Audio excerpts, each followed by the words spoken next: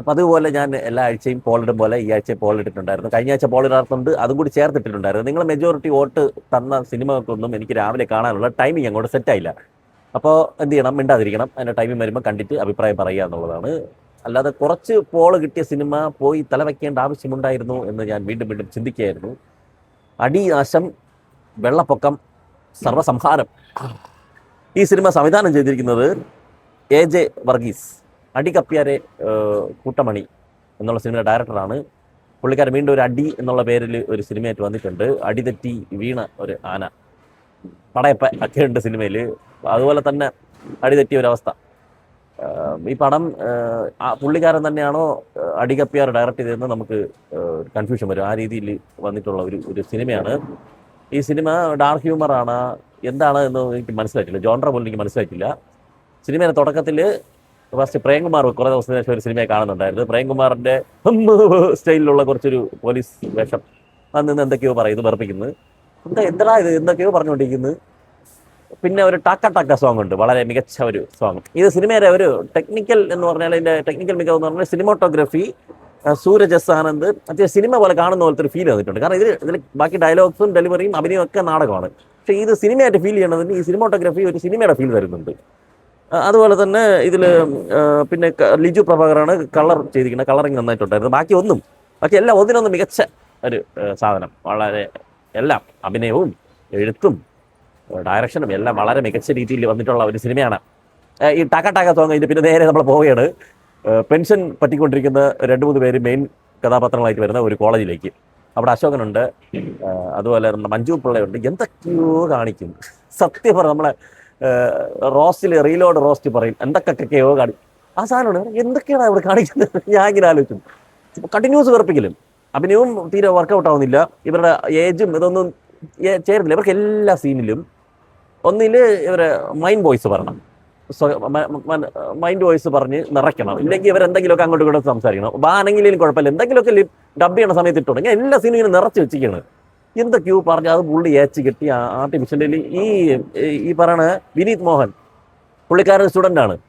പണ്ട് ഈ ആട് തൊട്ടേ ഉണ്ട് പുള്ളിക്കാരൻ പുള്ളിക്കാരനെ കണ്ടാലും നല്ല പ്രായം ഫീൽ ചെയ്യുന്നുണ്ട്. അതിൻ്റെ കൂടെ വേറൊരു നമ്മുടെ മുരളി ഗോപി ലൈറ്റായിട്ട് ഒരു സഞ്ജയ് തോമസ് വന്നിരിക്കുക. ഇത് രണ്ടുപേരാണ് മെയിനായിട്ട് ഫസ്റ്റ് ഹാഫ് മൊത്തം കൊണ്ടുപോയിക്കൊണ്ടിരിക്കുന്നത്. ഇവർ ഒരു സോഫയുടെ ഫ്രണ്ടിൽ കിടന്ന് ഒരു സ്റ്റാറ്റിക് ഷോട്ട് വെച്ചിട്ടുള്ള ഒരു സീൻ, കറക്റ്റ് നാടകത്തിൽ ആൾക്കാരെങ്ങനെ അഭിനയിക്കുന്നു. അങ്ങനെ ഒരു കോമഡി എന്ന് പറഞ്ഞുകൊണ്ട് എന്തൊക്കെയോ കാണിച്ചു വയ്ക്കുന്നു. ചിരിക്കാനും തോന്നുന്നില്ല, കരയാനും തോന്നുന്നില്ല. ഒരു മറ്റേ മയക്കുമരുന്ന് മാഫിയ, ഡ്രഗ്, കോളേജ് പിള്ളേരെ വഴി തെറ്റിക്കുന്നു, ഇതൊക്കെ വെച്ചിട്ടുള്ള ഒരു സംഭവമാണ്. അല്ലെങ്കിൽ മാഫിയ ഡോണായിട്ട് വരുന്നത് ഷൈൻ ടോം ചാക്കോ ഇന്റർവെല്ലോ അടുപ്പിച്ച് വരും. എൻ്റെ പൊന്നോ, ടെറർ ഇന്റർവെല്ലെ ചിരിച്ച് വരിക്കും. നമ്മുടെ തമിഴ് ബിഗ് ബോസ് കാണുന്നവർക്കറിയാം. അതിൽ ഗാന വിനോദ് TRന്റെ വേഷം കിട്ടി വന്നിട്ടുണ്ടായിരുന്നു, ഒരു ചപ്പറ ചിരിക്കും വെച്ച്. അതാണെന്നുള്ള എനിക്ക് തോന്നി അറിയാം. TR പറഞ്ഞ പോലെ അന്ന് ഇന്റർവെല്ലായപ്പോൾ പുള്ളി വന്നു. പിന്നെ ഇനി അങ്ങോട്ട് പിന്നെ പുള്ളിയുടെ ഒരു സാധനമാണ്. പുള്ളി വന്നപ്പോഴേക്കും ഇടയ്ക്ക് വെച്ച് നന്നായി എന്നുള്ള ന്യൂസൊക്കെ വന്നായിരുന്നു. ബാക്കി പരിപാടിയൊക്കെ മതിയാക്കിയിട്ട് മെച്യൂർ ആയിട്ടുള്ള ഇന്റർവ്യൂ ഞാൻ കണ്ടായിരുന്നു. ഇതിലൊന്ന് പിന്നെയും പഴുതല്ലേ എന്തൊക്കെയോ പറയുന്നത്. ഞാൻ പറഞ്ഞ മനസ്സിലാവുന്നുണ്ടോ ഇടയ്ക്കിടെ ചോദിക്കുന്നുണ്ട്. ഇതിനകത്ത് നമുക്കൊന്നും മനസ്സിലാവില്ല. ഫസ്റ്റ് ഹാഫുമായിട്ട് കമ്പയർ ചെയ്യുമ്പം ഫസ്റ്റ് ഹാഫ് വെറുപ്പിക്കില്ല. ഫസ്റ്റ് ഹാഫ് ഒരു കമ്പയർ ചെയ്യുമ്പോൾ സെക്കൻഡ് ഹാഫ് ഇത്തിരി കണ്ടോണ്ടിരിക്കുക. എന്തെങ്കിലുമൊക്കെ അവർ കാണിക്കുന്നുണ്ട്, കോപ്രായങ്ങൾ, പിന്നെ ആക്ഷൻ പരിപാടിയൊക്കെ വരുന്നുണ്ട്. അതിൽ തന്നെ ഒരു ആനയുടെ ഒരു CG ആണോ ഒറിജിനൽ ആണോ എന്നൊക്കെ കൺഫ്യൂഷൻ വരുന്ന രീതിയിൽ അത് നല്ല വൃത്തിക്ക് ചെയ്തിട്ടുണ്ട്. ആനയുടെ കുറച്ച് സാധനങ്ങളുണ്ടായിരുന്നു, അത് കൊള്ളായിരുന്നു. അതായത് സീൻ കൊള്ളാമെന്നല്ല, ആ CG വർക്ക് നമുക്കുണ്ടായിരുന്നു. അത് വെച്ചിട്ട് എന്തൊക്കെയോ കാണിച്ച് അങ്ങനെ സിനിമ തീരുന്ന് നമുക്ക് പ്രഡിക്റ്റബിൾ ആവുന്ന രീതിയിൽ ഒരു ക്ലൈമാക്സ്, ഒരു എന്ന് പറഞ്ഞാൽ ഭയങ്കര ഒരു ഡ്രഗ് മാഫിയ ഡോണിൻ്റെ ഒക്കെ ഒരു കോമഡി വെർഷൻ പോലത്തെ ഒക്കെ ഒരുപാട് സിനിമകൾ ഡാർക്ക് ഹ്യൂമറായിട്ട് നമ്മൾ ഇതിനു മുമ്പേ കണ്ടിട്ടുണ്ട്. അതിൻ്റെയൊക്കെ വേറെ ഒരു പകർപ്പ്, ഒരു എന്താ പറയുക 144p പോലത്തെ ഒരു സാധനം വെച്ചിട്ട് സെക്കൻഡ് ഹാഫ് അങ്ങ് പോയി. പക്ഷെ ഇത് മൊത്തത്തിൽ അടിനാശം, വെള്ളപ്പൊക്കം, പടുദുരന്തം, മഹാസംഹാര താണ്ഡവം പോലത്തെ ഒരു അനുഭവമായിരുന്നു എനിക്ക് കിട്ടിയിട്ടുണ്ടായിരുന്നത് ഈ സിനിമയിൽ. ഇതിൻ്റെ ബാക്ക്ഗ്രൗണ്ട് മ്യൂസിക് ഡയറക്ടർ ചെയ്യുന്നത് ഇലക്ട്രോണിക് കിളി, രാമകൃഷ്ണ ഹരീഷ്, BJ ചെയ്യുന്ന ശ്രീരാഗ്. എല്ലാ സീനിലും എന്തൊക്കെയോ മ്യൂസിക് ഇട്ട് പോകുന്നുണ്ട് കേട്ടോ. ഒരു ബന്ധവും ഇല്ല സീനുമായിട്ട്. ചുമ്മാ മറ്റേ സപ്താഹയജ്ഞം കാണാൻ പോയത്തൊരു ഫീല്. ഇങ്ങനെ ഇടയ്ക്ക് വീണ വെച്ചിട്ടൊക്കെ ഡോണിൻ്റെ മ്യൂസിക് ഇടും പോലെയൊക്കെ തോന്നി.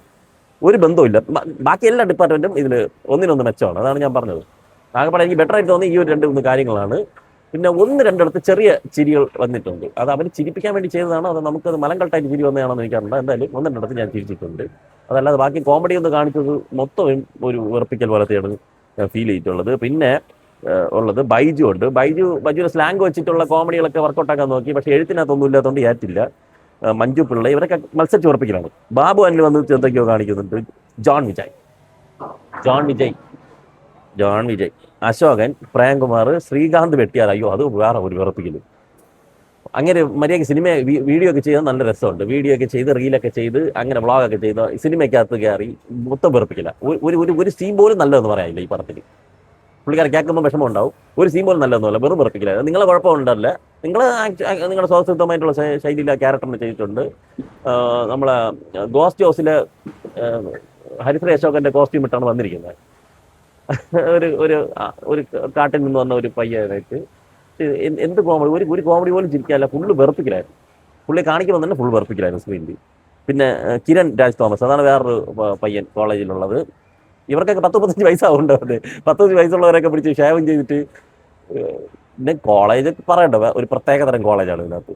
കോളേജ് ലാബ്, ഹാള്, അവിടെയൊക്കെ നടക്കണ കാര്യങ്ങൾ, ഡ്രഗ്സിനെതിരെയൊക്കെ ലാസ്റ്റ് എനിക്ക് തോന്നുന്നത് മറ്റേ ഒറിജിനൽ യഥാർത്ഥത്തിൽ നടക്കേണ്ട ഡയലോഗുകളൊക്കെ സിനിമയിലെ കഥാപാത്രങ്ങളായി കൊണ്ടുവന്നിട്ട് പലയിടത്തും പറയും പോലെയൊക്കെ ഉള്ള ഫീൽ വന്നിട്ടുണ്ടായിരുന്നു. നമുക്കിപ്പോൾ ഡാർക്ക് ഹ്യൂമർ പടത്തിന്റെ ഒരു കളർ ടോണ്, അതിന്റെ ഒരു വൈബ് ഉണ്ടല്ലോ അവിടെ. ഇപ്പം സൂതുകവും അങ്ങനത്തെ സിനിമകൾ ആ ഒരു വൈബിൽ ഇറക്കിയിരിക്കുന്നത്. ഇപ്പം സാഹസം പോലത്തെ സിനിമകൾ ആ ഒരു മേക്കിംഗ് സ്റ്റൈൽ ഇതിന് പിടിച്ചിട്ടുണ്ട്. പക്ഷേ അതിനകത്ത് സ്ക്രിപ്റ്റിനകത്ത് അങ്ങനെ കാമ്പുള്ള വല്ലതുണ്ടോ ചോദിച്ചാൽ ഒന്നുമില്ല. അതേപോലത്തെ ഒരു ടെംപ്ലേറ്റ് പിടിച്ചിട്ടുള്ള ഒരു സിനിമയായിട്ട് ഒരു കഥയ്ക്ക് ഒരു ഫ്ലോയും ഇല്ല, ഒന്നുമില്ല.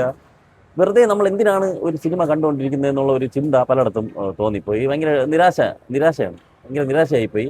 പിന്നെ ക്യാരക്ടേഴ്സിന് കറക്റ്റായിട്ട് ആർക്ക് കൊടുത്തിട്ടില്ല, ഡെവലപ്മെന്റ് ഇല്ല. ഒരു പ്രേമം അതിൻ്റെ ഇടയ്ക്ക് വരുന്നുണ്ട്. പിന്നെ കഞ്ചാവ് കലക്കാൻ വേണ്ടിയിട്ട് കുറെ എന്തിന് എന്നുള്ളതാണ് എനിക്ക് തോന്നിപ്പോയത്.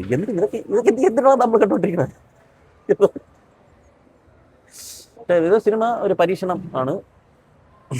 പരീക്ഷണം നിങ്ങൾ എല്ലാവരും എക്സ്പീരിയൻസ് ചെയ്യുക. സിനിമകൾ വിജയിക്കണം. ഏത് സിനിമയ്ക്ക് പിന്നിലും ഒരു എഫേർട്ട് ഉണ്ടാവും, ഇതിനും ഉണ്ടാവും. ഞാൻ ആനയുടെ സീക്വൻസ് ഒക്കെ അവർ ചെയ്യാൻ വേണ്ടി ഒരുപാട് കഷ്ടപ്പെട്ടിട്ടുണ്ട്. അപ്പോൾ അതിനൊക്കെ വേണ്ടിയിട്ട് നിങ്ങൾക്ക് അതിന് ഒരു വാല്യൂ കൊടുക്കണമെന്നുണ്ടെങ്കിൽ നിങ്ങൾ തിയേറ്ററിൽ പോയി കണ്ട് ആസ്വദിക്കുക, അനുഭവിക്കുക. വളരെ മികച്ച ഒരു എക്സ്പീരിയൻസ് ആയിരുന്നു എനിക്ക് കിട്ടിയിരുന്നത്. നന്ദി. ആമസോൺ, ഫ്ലിപ്കാർട്ട്, അജിയോ, മിന്ത്ര മുതലായ ഓൺലൈൻ ഷോപ്പിംഗ് സൈറ്റുകളിലൊക്കെ കുറേ ഓഫർ ഡെയിലി വരുന്നുണ്ട്. അപ്പോൾ നിങ്ങൾ അറിയാതെ പോകുന്ന അത്തരം ഓഫറുകളൊക്കെ നമ്മുടെ വാട്സാപ്പ് ചാനലിൽ റെഗുലർലി അപ്ഡേറ്റ് ചെയ്യാറുണ്ട്. അപ്പോൾ താല്പര്യമുള്ളവർ നമ്മളെ വാട്സാപ്പ് ചാനൽ ഒന്ന് ഫോളോ ചെയ്തോളി. ലിങ്ക് ഫസ്റ്റ് കമൻറ്റിൽ പിൻ ചെയ്ത് വെച്ചിട്ടുണ്ട്. എന്തരാ വരട്ടെ.